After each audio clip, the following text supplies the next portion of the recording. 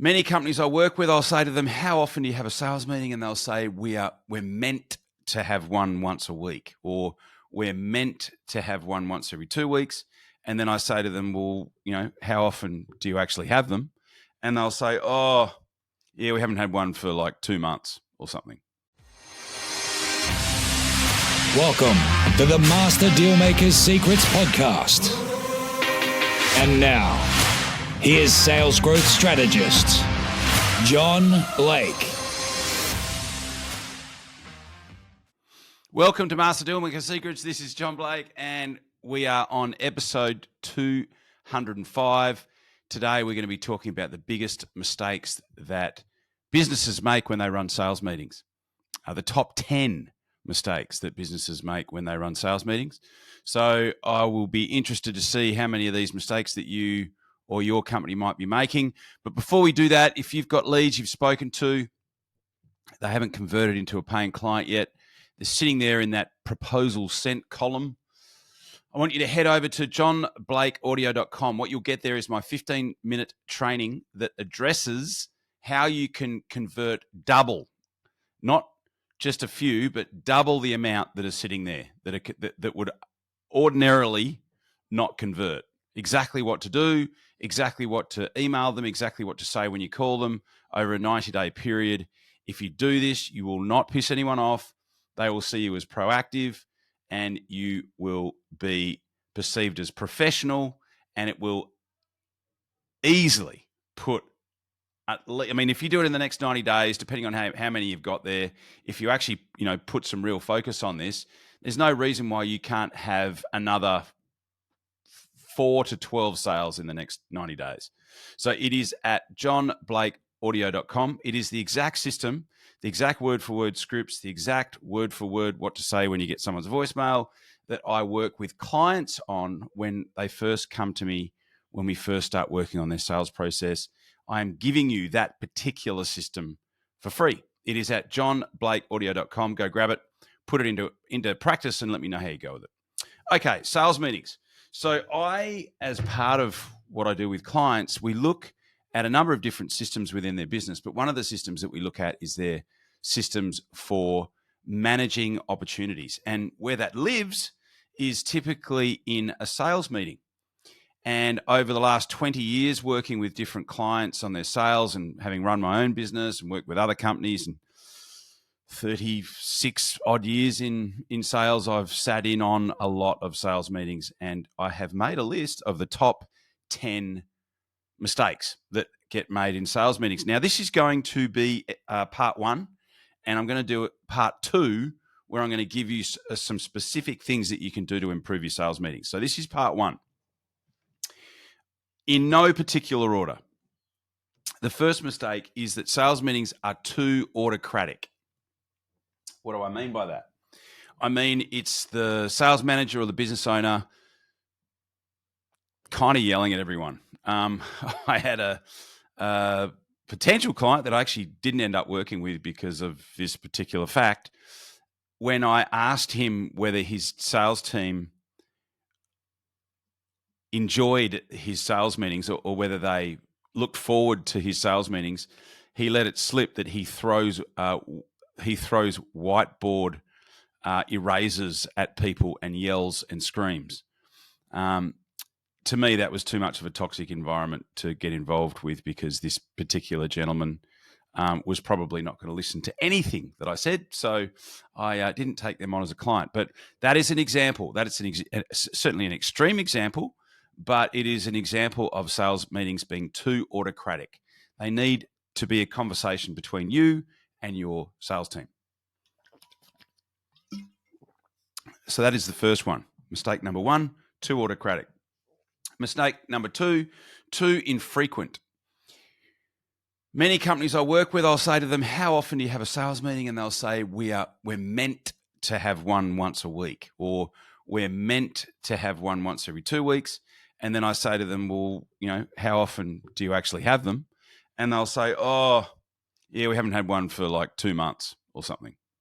So that's another mistake, too infrequent. If you are not looking at your opportunities on a regular basis, you will be missing opportunities and things can easily slip through the cracks. The third one is no structure.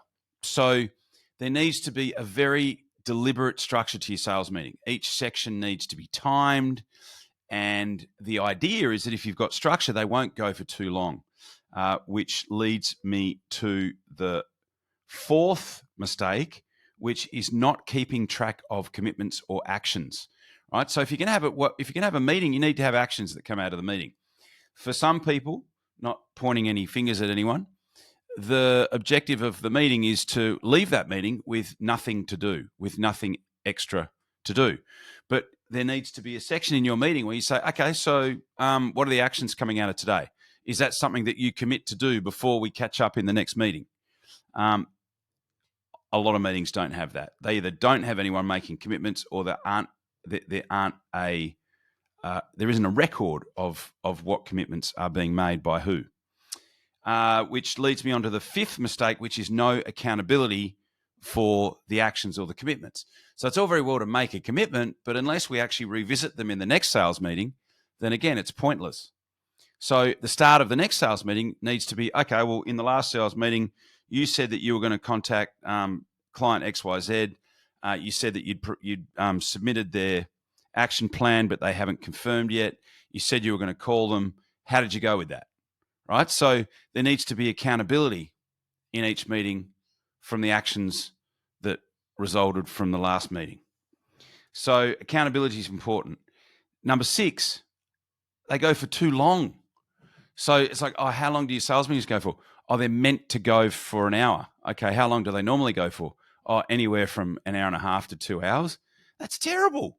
It's not only inefficient, but it becomes counterproductive to the objective that you're trying to hit, which is make more sales. So if you've got your entire sales meeting gobbling up 2 hours in a meeting that probably could have been done in 40 minutes, that's not efficient, especially if it's happening every week. So sales meetings go for too long because they get off track, there's no structure, and they end up talking about non-sales related topics. So one of the first things I do with a client is I will sit in on their sales meeting and I'll do an audit on it. And at the end, I'll give them some recommendations and some things that need to be fixed to make it work better. And yeah, like so, for instance, one of the clients that I was working with, they would start talking about labor allocation. They would start talking about labor allocation within a sales meeting. I'm like, that's not a sales topic. That's something that needs to be discussed alongside this sales meeting, or at another time, because it was gobbling up massive amounts of time. So keep it on track, and the way to do that, of course, is to have the structure. In part 2, I'm going to talk about a structure that I think will work really, really well for you. Mistake number 7, no one keeping minutes. Now, the person who runs the meeting, the person who times the meeting to make sure that all the sections stay on time, and the person who takes the minutes can't all be the same person. It's really difficult to concentrate on all 3 of those things at once. So we need to have somebody, and you can do this in a rotating roster. You need to have somebody that is allocated to that particular task for each meeting. The 8th mistake is not keeping to time. So you should have somebody that's timing each section and saying, hey, there's a minute to go.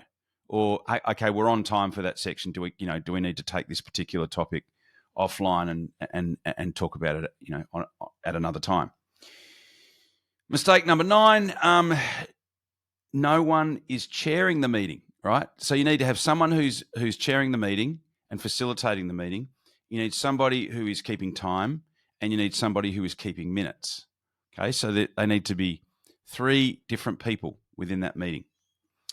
You could probably combine the person keeping the time and keeping the minutes. They could be the same person, but ideally it should be different people for those 2 roles. And then the 10th mistake is not sending the minutes out, right? So the minutes need to be sent out to everybody, and then ideally a couple of days before the next meeting, the minutes are sent out again to remind the people that had actions that they had committed to taking, that they've still got to commit to those actions. So I will go through those 10 mistakes again. First one is too autocratic. The second one is too infrequent. The third one is no structure. The fourth one is not keeping track of commitments or actions. The fifth one is no accountability for those actions, so not talking about them in the subsequent meeting. The sixth one is they go for too long and they go off track and they wander off into non-sales related topics. Number 7 is not keeping track of minutes. Number 8 is not keeping track of time, or no one keeping track of minutes and no one keeping track of time. And the 9th one is no one sharing the meeting. And the 10th one is minutes not being sent out. So when we catch up next week, I will go through a structure that I think will work really well for you. And this can be a really, really simple thing, because if you've got opportunities, the way that those opportunities are managed is really, really important. And if you've got a team where you're constantly getting new leads, it's very easy for your team to just focus on the new leads that came in and neglect the ones that they've already spoken to. So I am very confident that when we catch up in the next podcast and I talk about the structure for these meetings, that will be super useful. As always, thank you so much for listening, and I will talk to you on the next podcast. Cheers. You've been listening to Master Dealmaker Secrets with John Blake. Subscribe to get more in-depth strategies and maximize your sales process with new episodes every other week. And double your inquiry to sale conversion with the lead flow you already have. Go to johnblakeaudio.com for his exclusive, free, no-fluff audio training and companion PDF guide.